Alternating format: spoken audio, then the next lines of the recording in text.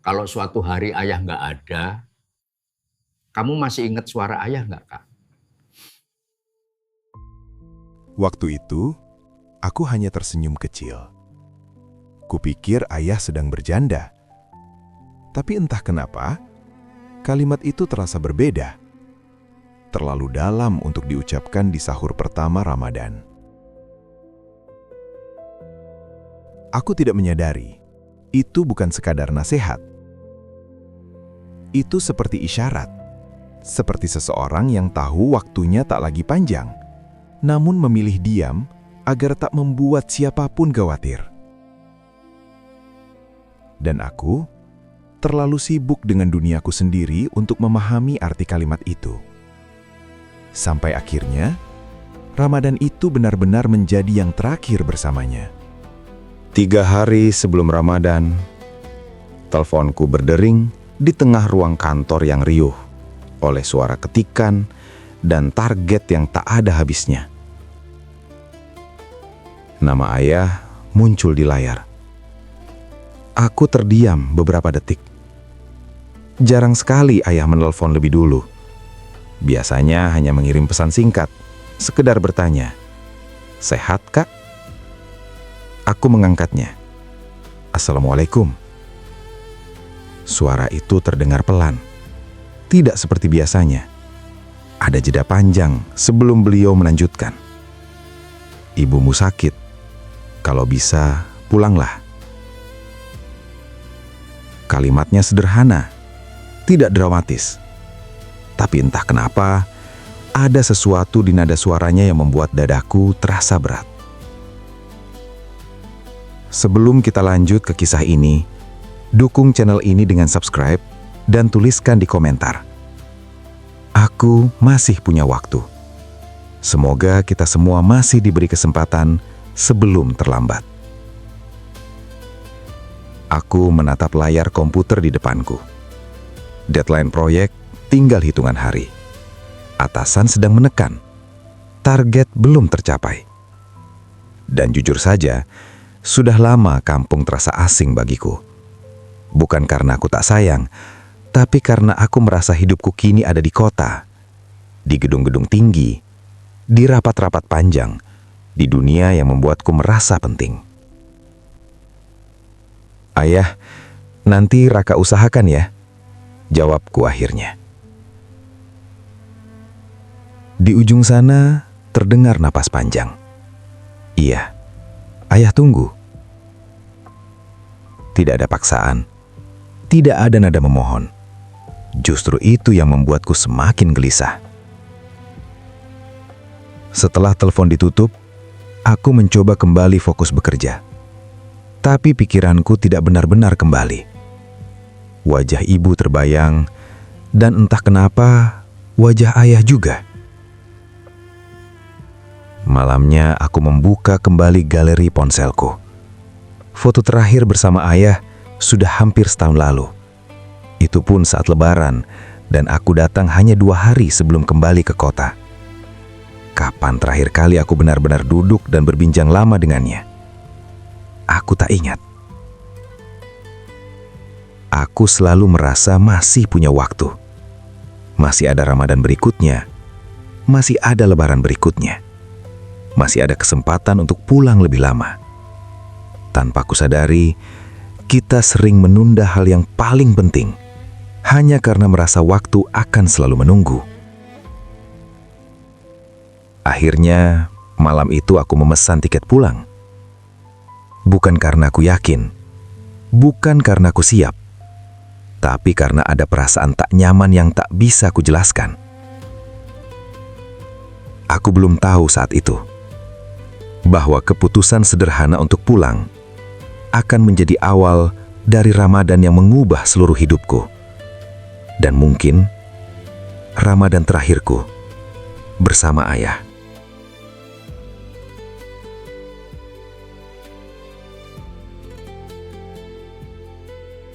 Perjalanan pulang terasa lebih panjang dari biasanya. Entah karena jalanan memang macet, atau karena pikiranku dipenuhi hal-hal yang tak ingin kuhadapi. Saat mobil memasuki gang kecil menuju rumah, jantungku berdegup lebih cepat. Rumah itu masih berdiri seperti dulu. Catnya mulai memudar, pagar besinya sedikit berkarat. Pohon mangga di depan halaman tampak lebih rindang. Tak ada yang berubah. Tapi entah kenapa, semuanya terasa berbeda. Aku mengetuk pintu. Ibu yang membukakan. Wajahnya terlihat lebih kurus, tapi senyumnya tetap sama. Senyum yang selalu berusaha menenangkan. Bahkan saat ia sendiri tak baik-baik saja. "Raka pulang," ucapnya pelan. Aku memeluk ibu. Tubuhnya terasa ringan, terlalu ringan. Saat itulah aku melihat ayah berdiri beberapa langkah di belakang. Beliau tidak langsung mendekat, hanya berdiri, diam, menatapku. Tatapan itu membuatku tak nyaman. Bukan karena marah, bukan karena kecewa, tapi karena terlalu dalam. Seperti seseorang yang sedang mencoba menyimpan momen sebelum momen itu hilang. "Ayah," aku mendekat dan menyalaminya. Tangannya hangat, tapi genggamannya sedikit lebih lama dari biasanya. "Akhirnya pulang juga," katanya pelan. Hanya itu. Tak ada ceramah tentang jarangnya aku pulang, tak ada keluhan tentang sibuknya pekerjaanku. Justru itu yang terasa aneh. Biasanya ayah akan bertanya panjang tentang pekerjaanku, tentang kapan aku menikah, tentang kapan aku benar-benar menetap. Tapi kali ini, beliau hanya menatapku, seolah-olah menghafal garis wajahku, seolah takut lupa. Sore itu aku membantu ibu di dapur. Dari balik jendela, kulihat ayah duduk sendirian di teras. Tidak memainkan ponsel, tidak membaca koran, hanya duduk, menatap jalanan yang lengang. Wajahnya tampak tenang, tapi ada sesuatu yang tak bisa kusebutkan. Semacam kesedihan yang disembunyikan dengan rapi. Saat azan maghrib berkumandang, ayah berdiri perlahan. Langkahnya terlihat lebih pelan dari yang kuingat. Aku memperhatikannya dari belakang. Pertama kalinya, aku menyadari rambutnya semakin memutih. Sejak kapan ayah terlihat setua ini? Malam itu, setelah makan, aku duduk berdua dengannya di ruang tamu. Hening. Aku ingin bertanya tentang ibu, tentang kesehatannya, tentang kenapa beliau terdengar berbeda di telepon. Tapi sebelum aku sempat membuka suara, ayah lebih dulu berkata pelan, "Kak, kerja itu penting, tapi jangan sampai lupa pulang." Kalimat sederhana, tapi cara ia mengatakannya membuat dadaku terasa sesak.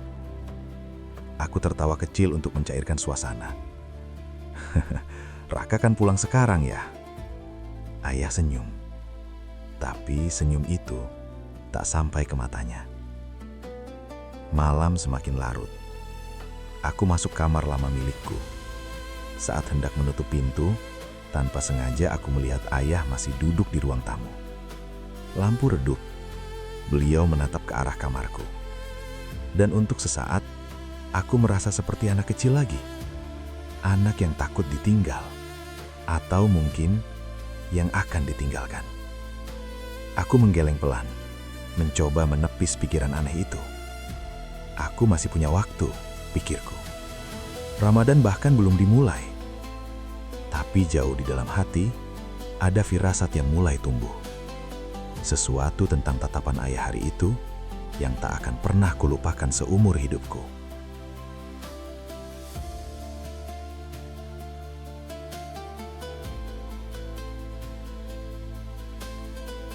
Suara alarm ponselku berbunyi pukul 3 dini hari. Ramadan akhirnya tiba. Aku terbangun dengan perasaan asing. Sudah lama sekali aku tidak sahur di rumah. Biasanya aku makan seadanya di kos atau bahkan melewatkannya karena terlalu lelah bekerja. Dari dapur terdengar suara piring beradu pelan. Aroma nasi hangat dan telur dadar menyebar ke seluruh rumah. Aroma yang sederhana, tapi entah kenapa terasa menenangkan. Saat aku keluar kamar, ayah sudah duduk di meja makan. Tasbih kecil melingkar di jarinya. Bibirnya bergerak pelan melantunkan zikir. Beliau menoleh ketika melihatku. Tatapan itu lagi. Hangat tapi dalam.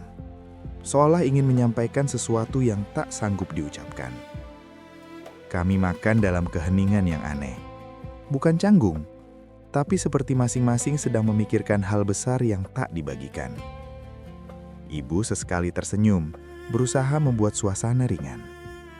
"Ayahmu dari tadi nunggu kamu bangun," katanya pelan. Aku menatap ayah. "Ah, biasa saja," jawabnya singkat. Setelah beberapa suapan, ayah tiba-tiba menghentikan gerak tangannya. Ia menatapku lama sekali.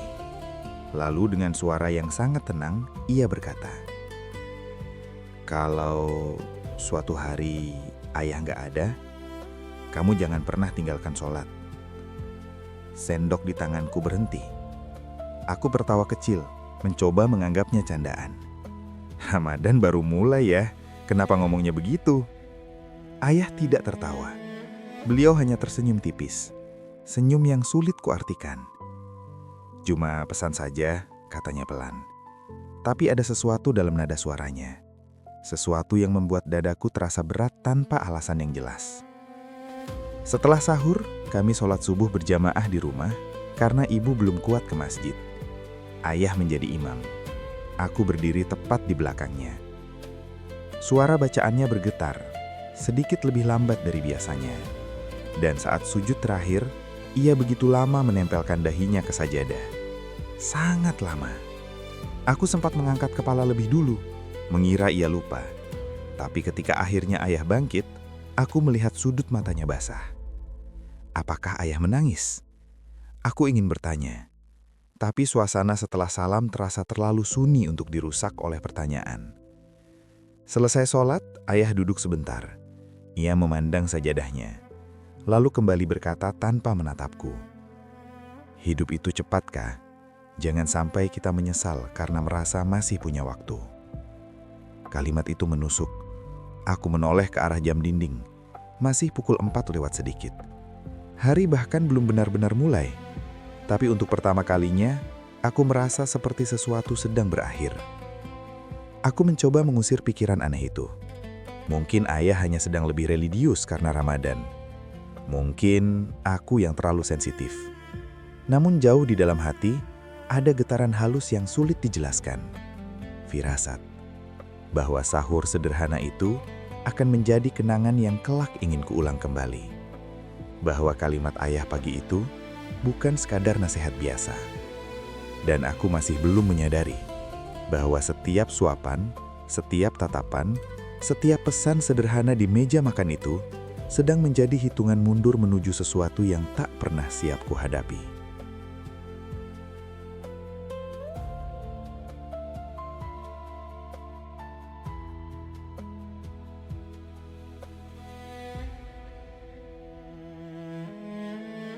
Hari-hari pertama Ramadan berjalan pelan. Terlalu pelan, seolah waktu sengaja melambat untuk memberi ruang pada hal-hal yang tak kusadari sebelumnya. Ayah berubah. Bukan berubah menjadi sosok yang asing, justru sebaliknya. Beliau terasa lebih lembut, lebih tenang, lebih pasrah. Setiap pagi setelah subuh, ayah tak langsung berbaring seperti biasanya. Ia duduk lebih lama dengan mushaf di tangannya. Suara lantunan ayat-ayat suci terdengar lirih dari ruang tamu. Pelan, hati-hati, seolah setiap huruf ingin ia nikmati sepenuhnya. Aku memperhatikannya dari balik pintu kamar. Ada ketenangan di wajahnya, tapi juga ada kelelahan yang tak bisa disembunyikan. Langkahnya kini lebih pelan. Nafasnya kadang terdengar berat saat menaiki 2 anak tangga kecil menuju teras. Tangannya beberapa kali menahan dada, sangat singkat, seolah tak ingin siapapun melihat. Aku pura-pura tidak menyadari, entah karena takut atau karena merasa masih punya waktu. Suatu sore menjelang berbuka, ayah memanggilku ke kamarnya. Kamar itu sederhana, lemari kayu tua di sudut ruangan, jam dinding yang berdetak konstan, Aroma minyak kayu putih samar di udara. "Ayah, mau tunjukkan sesuatu," katanya pelan. Ia membuka laci dan mengeluarkan sebuah map coklat. "Ini surat-surat rumah. Ini tabungan. Ini nomor beberapa orang yang bisa kamu hubungi kalau ada apa-apa." Aku tertawa gugup. "Yah, kenapa tiba-tiba bahas beginian?" Ayah menatapku lama. Tatapan itu lagi. Cuma berjaga-jaga. Hidup nggak pernah kasih tanda dulu sebelum berubah. Kalimat itu membuat tenggorokanku kering. Aku ingin menyela, ingin berkata bahwa ayah sehat, bahwa semuanya baik-baik saja. Tapi suara itu tak keluar. Di luar, suara ibu memanggil untuk berbuka. Kami duduk bertiga seperti biasa. Kurma, teh hangat, gorengan sederhana. Ayah tersenyum lebih sering malam itu, bahkan sempat bercanda kecil tentang masa kecilku yang nakal. Tapi di sela tawa itu, aku menangkap sesuatu. Seperti seseorang yang sedang berpamitan, tanpa mengucapkan kata perpisahan. Malamnya, setelah tarawih di rumah, aku melihat ayah berdiri lebih lama di depan cermin. Beliau merapikan peci, menyisir rambut yang semakin memutih, lalu menatap bayangannya sendiri. Lama, seolah sedang berdialog dengan waktu. Aku berdiri di balik pintu, tak sengaja menyaksikan momen itu. Untuk pertama kalinya, ketakutan kecil mulai tumbuh nyata di dadaku. Bagaimana jika firasat itu benar? Bagaimana jika semua perubahan kecil ini bukan kebetulan? Tapi lagi-lagi aku menenangkan diri. Ramadan baru berjalan beberapa hari, masih ada banyak sahur, masih ada banyak buka bersama. Masih ada banyak waktu. Aku terus meyakinkan diri bahwa semua akan baik-baik saja. Namun malam itu, sebelum tidur, aku mendengar suara batuk ayah dari kamarnya. Batuk yang lebih lama dari biasanya. Dan untuk pertama kalinya sejak aku pulang, aku tidak bisa langsung memejamkan mata. Karena jauh di dalam hati, ada suara kecil yang berbisik. "Waktu mungkin tidak sebanyak yang kamu kira."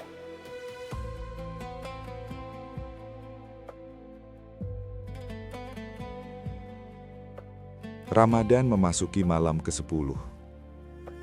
Langit terlihat lebih gelap dari biasanya.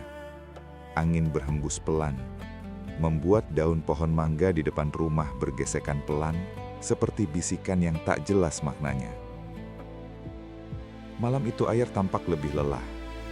Sejak siang, ia lebih banyak berbaring.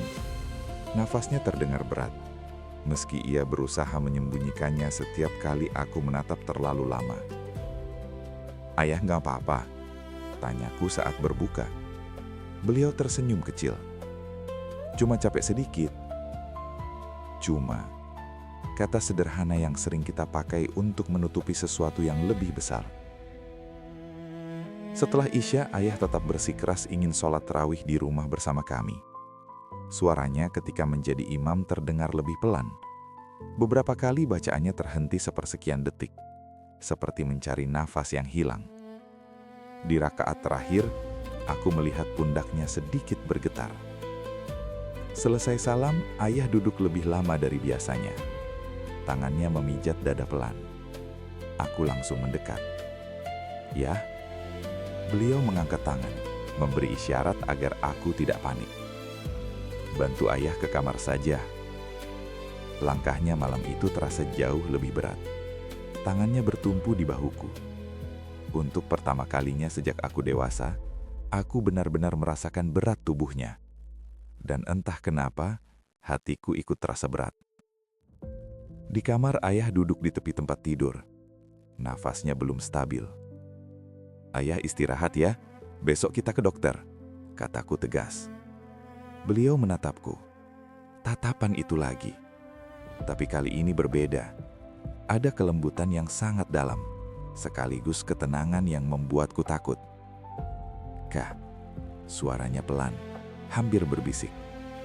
"Kalau Ayah dipanggil duluan, jaga ibu." Dadaku seperti dihantam sesuatu yang tak terlihat. "Ya, jangan ngomong begitu. Besok kita periksa, pasti cuma kecapean." Ayah tersenyum. Senyum yang sangat tenang. Semua orang akan pulang, Kah. Cuma waktunya beda-beda. Tanganku menggenggam tangannya lebih erat. Hangat, tapi terasa lebih dingin dari biasanya. Beberapa menit kemudian ia berbaring. Matanya terpejam, tapi nafasnya masih belum teratur. Aku duduk di sampingnya. Jam dinding berdetak pelan. Terlalu pelan. Terlalu jelas. Setiap detik seperti mengetuk kesadaranku. Aku memanggil ibu. Kami berdua berdiri di sisi tempat tidur. Ibu membacakan doa dengan suara gemetar. Tiba-tiba nafas ayah tersendat. 1 kali, 2 kali. Aku panik. Iya. Tangannya mencengkram lemah jemariku. Matanya terbuka perlahan. Ia menatapku terakhir kalinya malam itu. Tak ada rasa takut di sana. Tak ada kepanikan. Hanya ketenangan. Dan sesuatu seperti kelegaan. Bibirnya bergerak pelan. Allahu. Suara itu terhenti. Tangannya yang menggenggamku perlahan melemah. Lalu terlepas. Hening. Tak ada suara selain tangis ibu yang pecah memecah malam. Aku membeku. Otakku menolak memahami apa yang baru saja terjadi. Baru beberapa jam lalu kami berbuka bersama. Baru beberapa menit lalu ia berbicara padaku.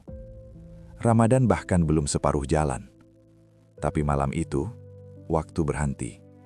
Dan aku akhirnya menyadari, semua tatapan itu, semua pesan itu, semua firasat yang selama ini coba ku abaikan. Bukan kebetulan. Malam ke-10 Ramadan menjadi malam yang mengubah segalanya. Ramadan malam ke-10 itu mengajarkanku satu hal yang paling menyakitkan dalam hidup. Kita selalu merasa masih punya waktu. Waktu untuk pulang, waktu untuk memeluk lebih lama, waktu untuk mendengar cerita yang sama berulang kali, waktu untuk bilang, "Terima kasih sudah jadi ayah terbaik." Tapi ternyata, waktu tidak pernah benar-benar menunggu kita siap. Jika hari ini orang tuamu masih ada, jangan tunda untuk pulang. Jangan tunggu momen besar untuk menunjukkan sayang. Karena kehilangan tidak pernah memberi aba-aba. Kalau kamu masih bisa mendengar suara ayah atau ibu hari ini, hubungi mereka. Kalau mereka sudah lebih dulu pergi, kirimkan doa terbaikmu malam ini. Dan jika cerita ini menyentuh hatimu, lanjutkan ke episode 2. Karena setelah kepergian ayah, Ramadan justru terasa lebih panjang dari sebelumnya.